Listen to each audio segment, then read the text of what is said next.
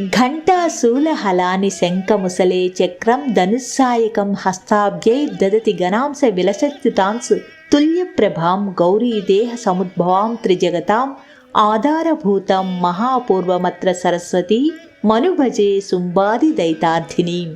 దుర్గాదేవి అలంకారాలన్నిటిలో మూలా నక్షత్రం నాటి సరస్వతీదేవి అలంకారానికి ఎనలేని ప్రాముఖ్యత ఉంది. నరుణ్ణి నరోత్తముడిగా చేసి నారాయణ తత్వాన్ని ప్రసాదించే చదువుల తల్లి సరస్వతీదేవిగా భక్తులు ఈమెను ఆరాధన చేస్తారు. వాక్కు, బుద్ధి, విజ్ఞానం, కళలు అన్నిటికీ ఈమె అధిష్టాన దేవత. ఋగ్వేదం, దేవీ భాగవతం, భావైవర్త పురాణాల్లో సరస్వతీదేవి గురించి అనేక గాథలు విస్తారంగా వర్ణితమై ఉన్నాయి. కచ్చిపి అనే వీణ, పుస్తకం, అక్షరమాల, ధవళ వస్త్రాలు ధరించి నెమలిని అధిరోహించిన రూపంలో ఈ తల్లి దర్శనమిస్తుంది.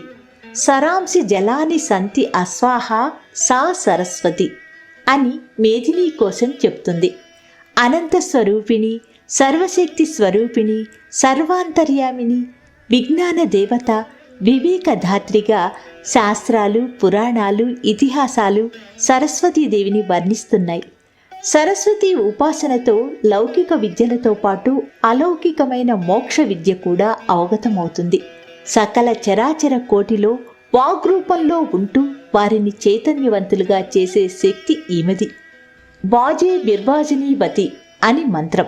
సరస్వతీదేవి మమ్ములను పవిత్రులుగా చేసి మాకు అన్నపూర్ణగా అన్నం పెడుతుంది.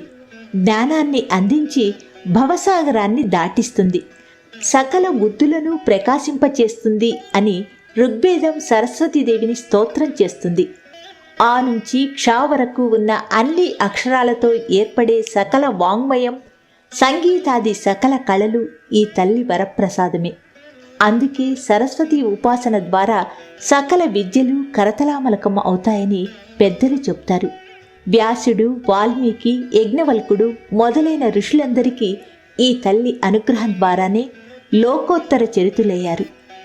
తెల్లని వస్త్రం ధరించి తెల్లని పూలతో అమ్మని పూజించాలి. దద్దోజనం, చక్కెర పొంగలి నివేదన చేయాలి. ఓం శ్రీం హ్రీం క్లీం మహాసరస్వత్యే నమః అనే మంత్రాన్ని ఉపాసన చేయాలి.